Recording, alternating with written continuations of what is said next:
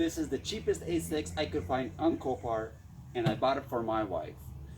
All it cost me is a cool $4,500. And here it is.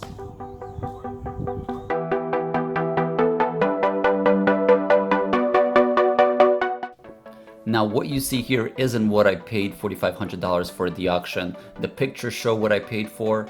Every single part of this car was damaged, scraped, or had some kind of damage on it. The whole car needed to be repainted, the side skirts, fenders, bumper, trunk, hood, roof, everything. The front wheel was completely torn out of the car during the impact and gone. The front end was completely damaged, the condenser, radiator, all that was new, all the plastics, radiator support. The passenger side wheel was pushed up against the firewall, frame on top, the pillar damaged, pushback crumbled, strut tower damaged. This is just the condition that I had the car brought down to North Carolina for me in. This is after it was painted and frame repair had been done and most of the parts had been purchased. I still need to purchase a windshield. I still needed to change the airbags inside. Both roof airbags, knee airbags, steering wheel airbag all went. All the seat belts went. So I had to take those out, set those in to have them rebuilt, take the airbag module out. I still have all the parts here you can see inside the car. It looks like a total mess. Everything still has to be put back together.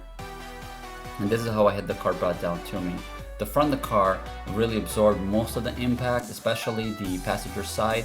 So this pillar you see here with the strut tower, that was all completely damaged and destroyed, and I considered making this a parts car due to the damage it had.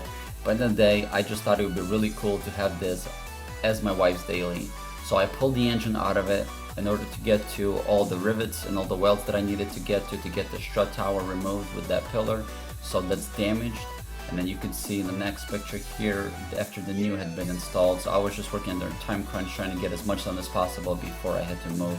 And you can see how well it all came together, all the measurements I took before and after paid off, and all the gaps look really good. So this is the condition that the car is now. It's by no means done, but I have most of the parts that I need to get it done.